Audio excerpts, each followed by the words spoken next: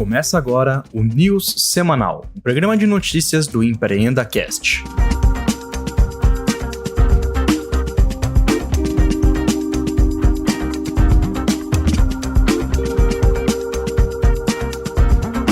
Fala galera do EmpreendaCast, tudo certo? Léo Ferreira por aqui, mais uma semana, mais news semanais. Quem tá comigo aqui é o Pietro. Tudo certo, Pietro? Fala, Léo, tudo bem, e você? Tudo beleza, cara. Semana tranquila até, né, Léo? Semana digna, dá pra ficar tranquilo. Mas, pô, apesar de tranquilo, um negócio que eu percebi essa semana, que aconteceu com mais de uma pessoa, inclusive, tanto no WhatsApp quanto no Twitter, é a galera falando de coisas assim, como se fossem, né, a última bolacha do pacote. Meu Deus, olha só que novidade. E aí eu só comento lá, falei, se você escutasse a news semanal, você saberia que a gente já falou disso há 2 semanas. Então você não tá passando vergonha aí no Twitter ou no WhatsApp. Fica a dica aí pra você que tem amigos, né, que depois de uma semana ficar falando coisa achando que é a última novidade do mundo, fala pra ele ouvir a news semanal, com certeza vai ter coisa aqui que a gente vai falar que ele não sabia ainda, ele fica atualizado quase em tempo real. Exatamente. Tem algumas coisinhas que aconteceram que não são exatamente notícia, né, Léo? YouTube ficou fora do ar aí por 2 horas, Felipe Neto reclamou que nesse tempo ele perdeu 17 mil reais, aí teve uma galera cancelando ele lá no Twitter por causa do tweet.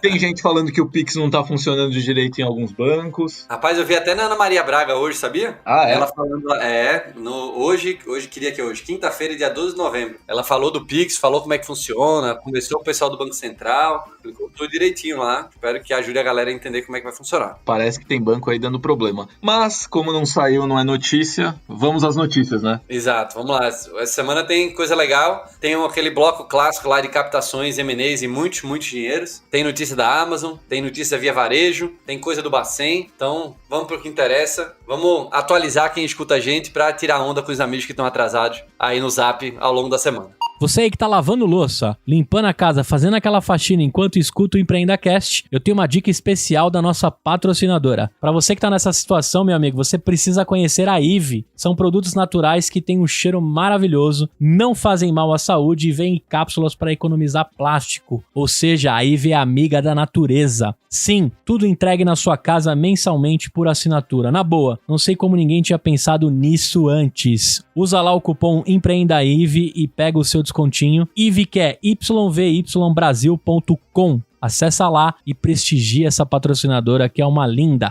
Começando com as notícias fora do Brasil, a Amazon é mais uma aí que está enfrentando um processo antitrust lá na Europa, que é um processo antitrust, me corrija se eu estiver errado, Pietro, é sobre práticas anticompetitivas, é isso? É muito parecido com o que a gente falou que aconteceu lá nos Estados Unidos. Os reguladores falam que a Amazon tem informações privilegiadas e atua com base nessas informações privilegiadas para desfavorecer a concorrência e favorecer os seus produtos. Então a gente contou lá atrás, teve até o caso da bicicleta que imitava a Peloton, que depois eles foram para trás. A gente já falou aqui que eles usam dados do marketplace para lançar produtos. Então, mais uma frente, né, de processo que a Amazon enfrenta. Não é a única, o Google já sofreu uma multa pesada na Europa e em breve deve sair o resultado dessa aqui. Eu acho que vai ser parecido com o que vai acontecer nos Estados Unidos, que ou vai ter uma multa ou eles vão ter que mudar algumas políticas. Bom, então mais uma Big Tech aí enfrentando os processos antitrust, né, de práticas anticompetitivas, que tem se tornado coisa do dia a dia, né? A gente tá mais que acostumado a ver aí as Big Four ou Big Five enfrentando esse tipo de processo. A preocupação ali é que a Amazon ela tem acesso a dados confidenciais dos varejistas, né? E aí ela tem os dados de todos os varejistas, então ela tem toda a inteligência para decidir os produtos que ela quer criar. Então, de fato, é um modelo onde ela acaba prejudicando até os próprios varejistas no final. E você não tem muita opção, né? Você não vai sair da Amazon, obviamente, mas você fica prejudicado por ela lançar um produto muito parecido ou igual ao seu. Só que é óbvio que ela vai dar muito mais relevância para o produto dela, né? E ainda falando de Amazon, mas agora aqui no Brasil, eles anunciaram mais 3 centros logísticos por aqui. Um deles em Minas, o Romeu Zema, né, governador de Minas Gerais, fez questão de anunciar lá no Twitter. Um outro no Distrito Federal e outro no Rio Grande do Sul. Fica ainda mais claro a importância que a Amazon tem dado para o Brasil, para o mercado consumidor brasileiro, com o lançamento desses 3 centros logísticos. É claro que tem muita coisa do Brasil ainda que está longe desses centros, né? A gente está falando aí principalmente das regiões Norte e Nordeste, especificamente desses 3, mas já mostra o quanto a Amazon está olhando para o nosso país e vendo o potencial de negócio por aqui. Então, Magalu e Mercado Livre, né? Tem um grande concorrente chegando aí. Com essas 3 unidades, a Amazon chega em 8 no total no Brasil, centros de distribuição. E eles falam que com isso eles vão criar mais de 1.500 empregos diretos, né? A área total desses centros de distribuição dá mais ou menos uns 75 mil metros quadrados. E eles querem ampliar de 400 para 500 o número de municípios onde os clientes do Prime, né, que é o programa de assinatura, conseguem receber os produtos em até 2 dias úteis. Isso pra gente de São Paulo já é realidade, não só no Prime da Amazon, mas Magalu, quase todos os sites de e-commerce que não sejam, por exemplo, o Mobile, que ainda tem que montar o móvel, mas onde o produto já está ali pronto. É muito comum em São Paulo entregar em 2 dias, mas isso não é realidade no resto do país. Então, a gente tem 5.500 municípios mais ou menos aí no Brasil, são 400 atendidos em até 2 dias, e aí você coloca capitais, interior de São Paulo e regiões metropolitanas, e eles querem levar para 500. Se a gente for para os Estados Unidos e ver a quantidade de centros logísticos, né, e o funcionamento desses centros de distribuição da Amazon, possibilita, né, essa questão do Prime que o Pedro comentou, né, de uma forma muito mais ampla do que a gente ainda tem aqui no Brasil, que está ainda restrito, né, à República Federativa da Vila Olímpia, né, que eu adoro falar, para essa bolha que a gente acaba vivendo. Mas a gente sabe que tem muita coisa ainda para ser explorada. E uma notícia de agora à tarde, o Mercado Livre também vai ter 5 novos centros logísticos. Eles são divididos entre São Paulo, Minas e Santa Catarina. Vai ficar dentro do Mercado Envios, que é o braço de logística do Mercado Livre, e com esses novos 5 ele amplia o tamanho da infraestrutura de 270 mil metros que ele tem hoje para mais de 610 mil metros quadrados. E também, mesmo objetivo, reduzir o tempo de entrega. Esses 5 novos centros de distribuição devem começar a operar em 2021 e vão estar em Santa Catarina, vai ter 1, em Minas Gerais vai ter outro e mais 3 em São Paulo. Briga de gigantes aí, hein? Tem coisa legal para vir por aí. E aí, sonhadores, eu tenho mais uma novidade agora da nossa patrocinadora Fit Anywhere. Além do melhor aplicativo para você malhar aí da sua casa, ou você ter a ajuda do aplicativo deles para malhar na sua academia, a Fit agora também tem o seu podcast. E eles estão entrevistando empreendedores, tem episódios sensacionais saindo. E eu te convido aí no Spotify a acessar Fit Anywhere, o podcast deles. O nosso amigo Rabino, o Pessa, tem feito episódios incríveis. E o último que tem lá, que eu convido vocês a escutarem, eu achei maneiríssimo, 1 hora de papo, mulheres empreendedoras e as suas histórias inspiradoras. Dá uma conferida lá no Fit Anywhere, o podcast do Rabino mais maluco que a gente conhece. Falando de uma outra gigante, vamos falar agora da McDonald's, que anunciou numa reunião com os seus acionistas que ia entrar no mercado de comidas veganas, né? Aquele famoso hambúrguer de carne que não é carne. Só que ao invés de fazer uma parceria com o Beyond Meat ou Impossible Foods, como o Burger King fez, né, há alguns anos, o McDonald's vai lançar a sua própria marca, né, de sanduíches e comidas veganas. Como é que é esse mercado aí, Pedro? Que a gente escuta falar muito. Aqui no Brasil ainda está começando, né? Tem um ou outro, tem o Hambúrguer do Futuro, né? Tem algumas marcas ali. Mas nos Estados Unidos, que também é um mercado naturalmente gigantesco, que é o maior, né, do mundo em relação a isso, já tem aí marcas fortes como o Beyond Meat, Impossible Foods e Burger King na briga. Esse mercado está super aquecido, é um mercado que fala em torno de 100 bilhões de dólares ano. E o McDonald's ele já vinha testando, na verdade, em Ontário, lá no Canadá, um hambúrguer que não tem proteína animal. E ele vinha testando em parceria com a Beyond Meat. E agora ele anunciou que, diferente do Burger King, por exemplo, que tem uma parceria, onde é um terceiro, que no caso é a Impossible Foods, na verdade, não é a Beyond Meat, que faz o Impossible Whopper, que é o lanche vegano. O McDonald's falou que vai ter a receita própria, vai criar a linha própria. O KFC é outra rede dessas, que também meio que subcontratam desses, só que faz com a Beyond Meat para vender os nuggets sem proteína animal. E é um mercado que está crescendo muito. No Brasil, a gente tem a Sem Foods, por exemplo, que é uma startup pequena, mas que já tem produtos muito legais. Tem essas que você citou, aqui a gente está falando, Beyond Meat, Impossible Food, Not Company. Se não são, a Beyond Meat, ela abriu capital em 2019 na bolsa americana, na Nasdaq, e tem um market cap de 8 bilhões de dólares já. Então é um player bem bem relevante do setor. Tem dois lados aqui. Tem a parte do pessoal que é vegetariano, ou flexitarian, que chama, ou vegano. Flexitarian? Que tem uma certa flexibilidade ali.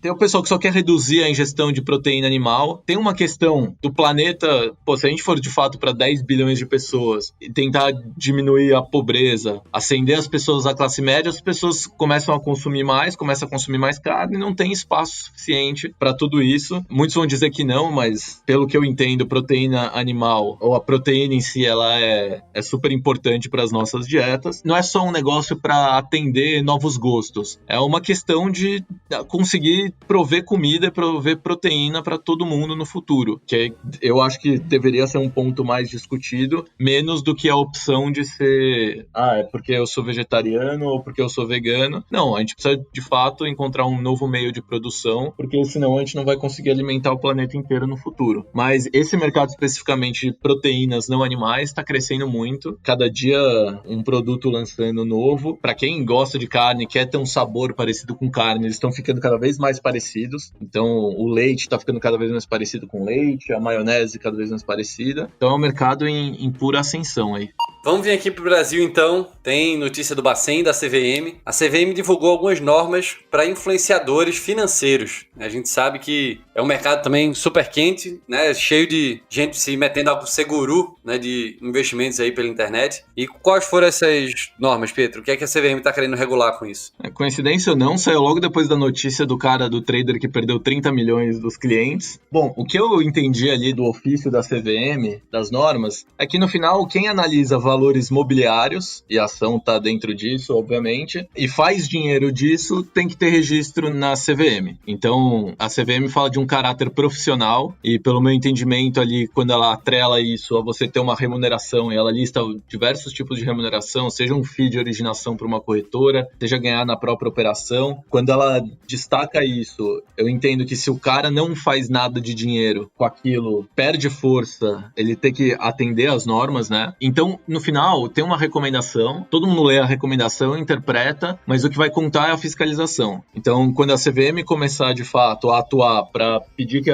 os influenciadores mudem a forma deles de atuação, ou que eles se registrem na CVM, ou começar a multar, aí o mercado vai começar a ter esses parâmetros para seguir. Eu acho que, a gente muitas vezes vê regulação como uma coisa ruim, mas teve uma frase muito boa no meio dessa semana, e eu não lembro de quem foi, não sei qual página foi, se foi o Thiago Reis, se foi no Terraço Econômico, se foi no Faria Lima Elevator, mas que um amador ele não consegue reconhecer outro amador. E isso serve de tudo. Então, uma pessoa que não entende de ação, não entende de trade, ela vê uma pessoa falando, cheia de confiança, ela vai achar que aquela pessoa entende. E que acaba caindo, às vezes é esquema, às vezes não é, às vezes o cara é só um aventureiro, não tá fazendo por mal, mas acha que tá fazendo o que sabe. Então, acho que chegou um ponto que esse mercado é bom a gente começar a dar uma organizada. E teve uma outra citação hoje, acho que foi de uma outra dessas páginas de piada, não sei se era um investidor impaciente, mas falou, desde 65, o retorno do Warren Buffett foi de 20% ao ano. E ele é considerado um dos melhores investidores da história. Aí vem um trader X e fala que vai te dar 30% ao mês. E você acredita. Exato. Então, chegou num ponto onde a renda fixa tá pagando muito pouco, porque a taxa de juros tá muito baixa. As pessoas estão tendo que migrar para novos produtos. O produto mais conhecido é a bolsa. E aí um monte de gente acaba se aproveitando, não só no mau sentido, tá? Mas vê uma oportunidade aí de mercado e muitas vezes não sabe o que tá fazendo. E acaba destruindo sonhos e vidas, né? Porque tem gente que entra nessa, espero que não seja o caso de nenhum dos nossos ouvintes, que acaba investindo, às vezes, ali a economia da vida, a economia da família, numa aposta, né? Acaba sendo uma aposta, como você falou, um amador não reconhece outro amador. Então vira uma aposta, vira uma torcida para que dê certo. E tem um ponto interessante no que a CVM colocou, que muitos deles, eles usam avisos como não se trata de recomendação de investimento. São apenas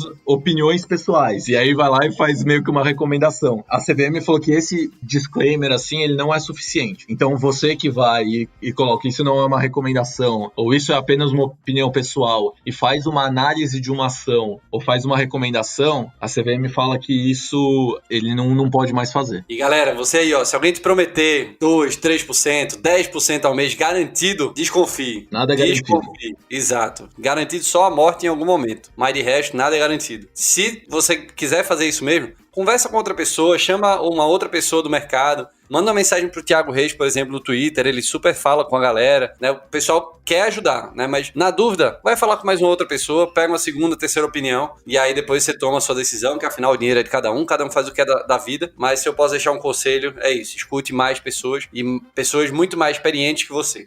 Olha só, sonhador, quero te fazer um convite. O nosso grupo no Telegram tá bombando. Já somos quase 1.000 empreendedores. Quero te fazer um convite. O link tá aqui no feed ou no link do blog. Você pode acessar também pedindo pra gente via direct do Instagram. Então vem pro nosso grupo no Telegram, encontre um sócio, encontre parceiros, valide o seu negócio e tenha apoio. Não importa em qual canto do Brasil você tá, sempre estaremos conectados na maior comunidade empreendedora da podosfera. Chega aí, sonhador, tô te esperando.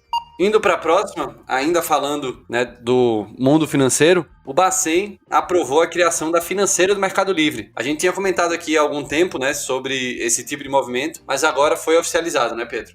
Em 2018 o Bacen já tinha dado para o Mercado Pago, que é o braço financeiro ali do Mercado Livre, uma autorização para funcionar como instituição de pagamento. E agora eles deram autorização para operar como uma financeira de fato. Para quem ouve a gente aqui constantemente, sabe desse movimento de fintechização das empresas, é um jeito de fazer uma receita que, cara, no final tá ali esperando, o cara já faz uma transação no seu marketplace, ao invés de você levar ali só o fee de transação, né, de marketplace, você pode levar ali também uma graninha, oferecendo meios de pagamento, já que o cara tá ali recebendo pela sua plataforma, oferece um banco para ele, oferece crédito, faz antecipação de recebíveis, depois vai oferecer um sistema de gestão financeira. Então, cara, é super esperado esse movimento. Uma coisa que ontem me chamou a atenção, circulou um e-mail do Itaú, mais especificamente o que eu vi foi do Itaú Personalité, falando que os cartões de crédito do Itaú não iam mais acumular pontos em transações via wallets, tirando o Google Pay, Samsung Pay, Apple Pay e PayPal. Então, você indo lá colocar dinheiro na sua wallet, sei lá, no PicPay, pelo que eu entendi, aquilo lá, se você fez essa operação via cartão de crédito, você não acumula milha com isso. É um jeito de desincentivar o uso de novas carteiras. Eu não consegui entender bem esse movimento ainda. O movimento eu entendi, não consegui entender como isso vai afetar o mercado, não sei para quem que é pior, na verdade, para qual dos lados, mas fica aí a dica para quem... Tinha muita gente que,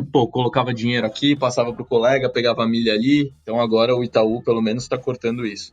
Uma outra notícia massa dessa semana foi que a Via Varejo comprou 16,6% do Distrito, né, que se define aí como uma plataforma aberta de inovação que ajuda tanto as empresas na transformação digital quanto na conexão com startups. O Distrito tem vários hubs aqui em São Paulo, tem um em Curitiba também, né, de várias frentes, né? Tem a parte de fintech, tem a de edtech, tem a de healthtech. Então o Pietro consegue falar muito melhor do que eu. Mas é um movimento interessante também, né? Até pela própria explicação que a Via Varejo deu, né? Ela falou, para que eu vou olhar startup por startup, né? Pegar o meu deal flow aqui e ficar me lascando, analisando centenas e centenas de startups, se eu posso me conectar com um dos maiores ecossistemas do Brasil e ver várias oportunidades de uma vez só, não só as startups em si, mas o que elas vêm fazendo, né? As possibilidades de trabalho juntos ali. Então é um movimento interessante da Via Varejo e acho que do mercado como um todo também, né? Eu não lembro de um outro hub que tenha um grande player como a Via Varejo, dono ou sócio de uma parcela tão relevante. Tirando, obviamente, Cubo com Itaú, né? Inovabra do Bradesco. A gente falou aqui de Mercado Livre, Amazon, mas acho que essa foi a principal notícia da semana. A que mais movimentou o mercado. A Via Varejo comprou 16,7% do Distrito. O Distrito, como você falou, ele é um hub de inovação ou uma plataforma aberta de inovação. Ele tem os prédios aqui na Rebouças de Fintech, onde a gente, Fischer, a gente ficava lá até 2019. Inclusive, fomos os primeiros residentes daquele prédio. Pegou uma laminha dessa negociação aí, dessa compra, um 0,1%? Quem dera, hein? Ô, Distrito, dá uma olhada aí pra galera da Fischer, velho, membro fundador. Passa 0,1% dessa transação aí, que os caras merecem. O Distrito tem crescido bastante, além dos hubs físicos, dos prédios, quase que um coworking. Ele tem também uma plataforma digital para ajudar startups com conteúdo. Tem um braço de investimentos, meio que um club deal. E tem um braço para ajudar empresas nos seus processos de inovação, inclusive uma parceria com a KPMG que chama LEAP. O Distrito ele é um hub independente, e aí essa foi uma das principais dúvidas durante a semana. Como que um hub independente está associado ou tem como sócio uma empresa específica? Então, será que a Magazine Luiza, por exemplo, vai querer fazer negócio ou estar na rede do Distrito, já que ele é sócio da Via Varejo, uma concorrente? Segundo o pessoal do Distrito, não, eles continuam atuando de forma independente, só que agora com um sócio e eles vão ajudar esse sócio nos programas de transformação e muito com viés de corporate venture capital também, de olhar para oportunidades de investimento. A Via Varejo, inclusive, semana passada, ou uma semana atrás, não sei direito se foi na outra, comprou a I9XP, não é a XP, é a I9XP, uma startup focada em tecnologia para marketplace. 7 meses atrás, comprou a ASAP Log, ou a Zap Log, especializada em logística, e a gente já tinha dado aqui a notícia que ela comprou o controle da carteira digital Banqi, que foi algo que ela criou junto com um parceiro lá no começo e agora ela assumiu o controle. Então a Magalu não é a única que está comprando aí um monte de gente, montando um ecossistema. É verdade que a Via Varejo ainda está muito atrás, mas está tentando aqui recuperar o tempo perdido. Eu acho que faz total sentido essas empresas se associarem a quem já está no ecossistema, seja hubs, seja um fundo, seja uma venture builder. Você não precisa começar do zero, você não precisa fazer nada sozinho, você não precisa saber tudo. Então esse é o principal pilar do Open Innovation, da economia aberta, é você se aliar a quem sabe fazer. Pô, caiu aquelas barreiras de entrada que existiam lá atrás, tanto de conhecimento quanto financeiras. Hoje é muito mais rápido, fácil e barato você botar um negócio de pé. Não faz mais sentido você ficar fechadinho no seu P&D e achar que você tem as melhores pessoas dentro de casa. É impossível uma empresa que, sei lá, tenha 10 mil funcionários, os mais espertos do mercado estão lá porque você tem milhões de pessoas fora do mercado. Então, reconhecer que você não precisa fazer sozinho e que, pô, você ter uma ideia não basta, você tem que executar isso bem, acho que é um passo importante para, de fato, as empresas começarem a inovar. E para quem está ouvindo a gente falar Via Varejo, a Via Varejo é dona das Casas Bahia e do Ponto Frio. Apenas um pequeno detalhe.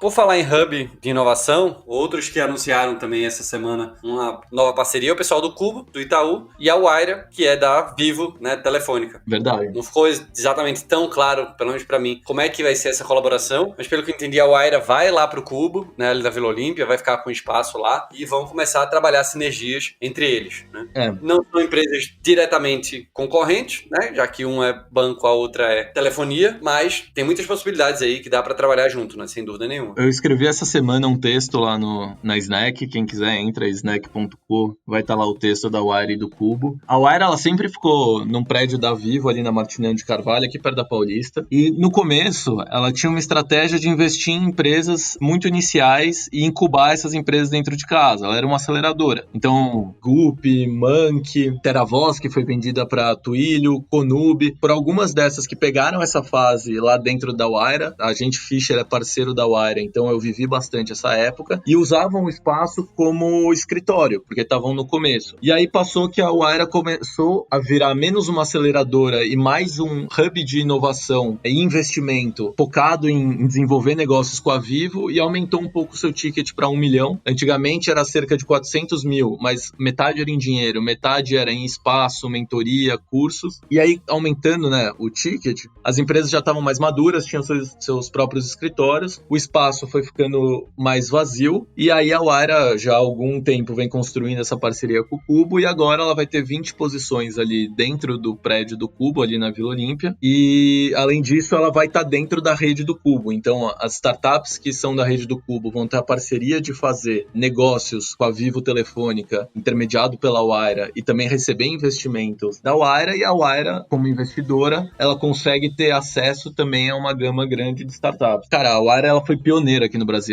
uma aceleradora de 2012, quando muita gente nem falava de startup ainda, e o Cubo é um dos pioneiros em hubs físicos de inovação. São 2 players super relevantes desse mercado. Então, pô, muito legal ver os dois se juntando, parabéns aí, tanto pro pessoal da Wayra quanto pro pessoal do Cubo. Exato. E lembrando que o Cubo, essa não é a primeira parceria dele com as corporates, né? Eles têm vários patrocínios, vários mantenedores, né? Tem GPA, tem AWS, a própria CIT, PR Malls, né? Accenture, tem várias empresas gigantes que estão lá dentro, cada uma, né, no seu formato ali de patrocínio e apoio. Mas é super legal que o Cubo, ele naturalmente tem o Itaú, né, como cabeça, como idealizador, mas tem várias outras empresas que estão conectadas. Então, desde o começo, né, desde a concepção, nunca foi só o espaço do Itaú, né? Sempre teve essas outras corporates, essas outras startups de outras verticais lá dentro. Então, de fato, é um ecossistema super rico. Quem não conhece daqui de São Paulo, vale a pena ir conhecer. Assim que reabrir naturalmente, né, assim que toda essa zona passar, o espaço é super legal ali na Vila Olímpia.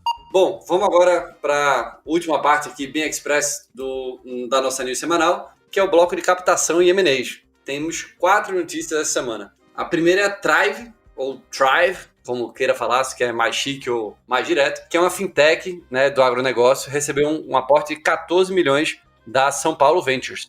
O Quinto Andar, né, plataforma de aluguel e compra de imóveis, né, você talvez aí, e provável que algum ouvinte nosso já tenha sido cliente do Quinto Andar, comprou a SíndicoNet, uma startup também do ramo, e a Quinto Andar já vem fazendo algumas outras aquisições e se fortalecendo ainda mais no mercado imobiliário como um todo. Movimento de M&As que a gente vem falando esse ano, né, Léo? A gente já falou que passou de 100. Ano passado tinham sido 67. Esse ano a gente já tem mais de 100. Putz, acho que não tem muito mais que a gente falar além do que a gente falou nos últimos episódios. Momento bom, as coisas mais baratas, empresas com dinheiro, querendo crescer. E faz total sentido, né? Tem uma complementariedade muito grande. O SíndicoNet, o nome já diz, né? Já presta serviços para condomínios. Tem um marketplace de serviço para condomínio, meio que um Get Ninjas para serviços de condomínio, suporte de gestão para síndicos, e o Quinto Andar na ponta ali de aluguel de imóveis, fazendo crédito agora também. Então, complementariedade total.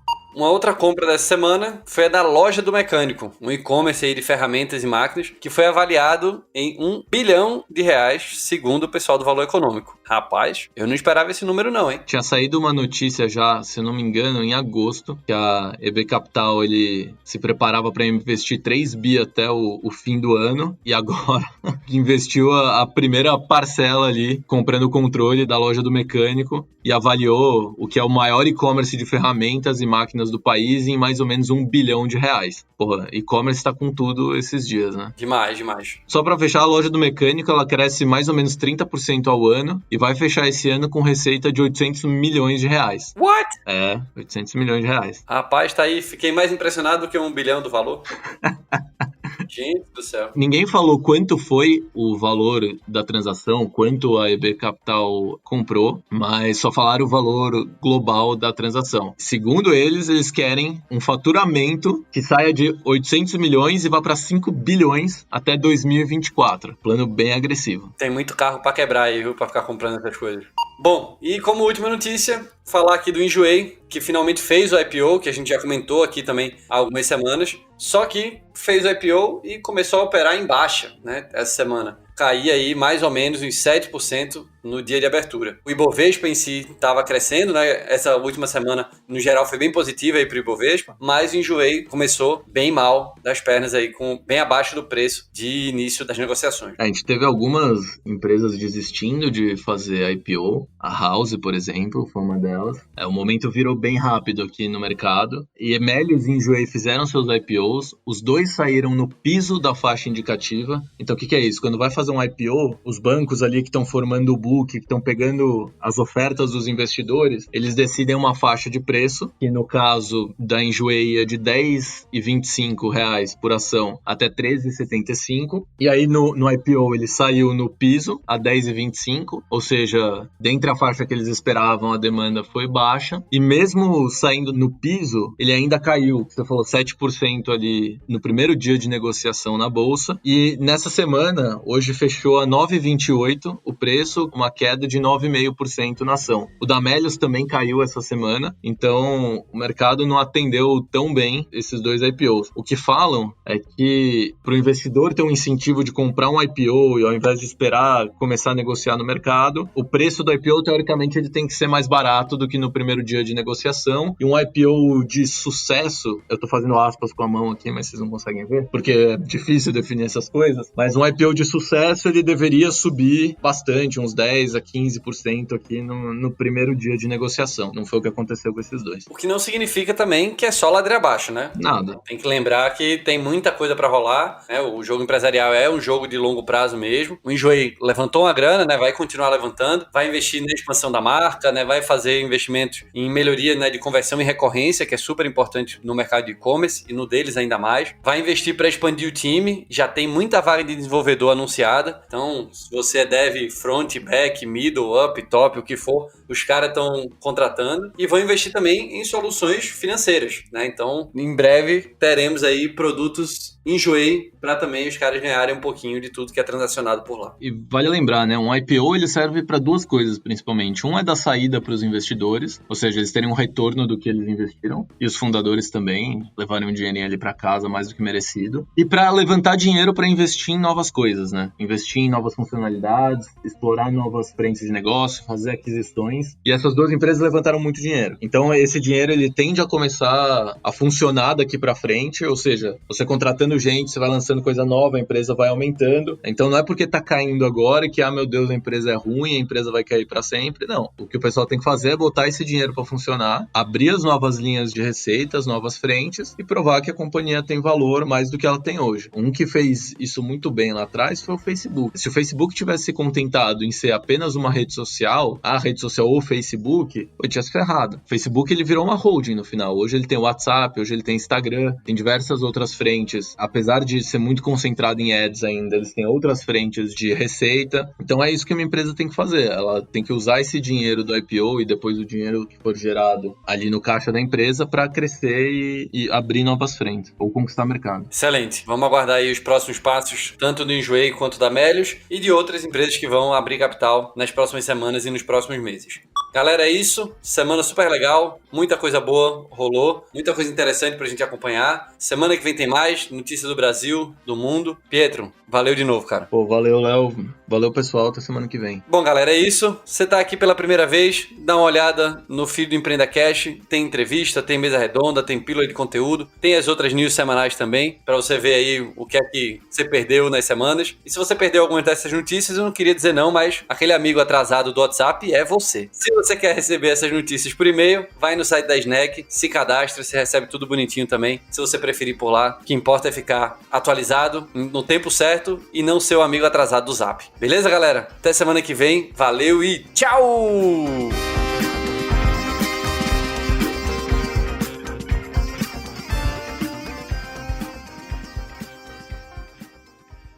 Ei, olha só, presta atenção. Você ficou até o fim do episódio e nem percebeu, né? O tempo voou. Eu quero te fazer um convite. Se você estiver me ouvindo ainda, você pode apoiar o nosso projeto.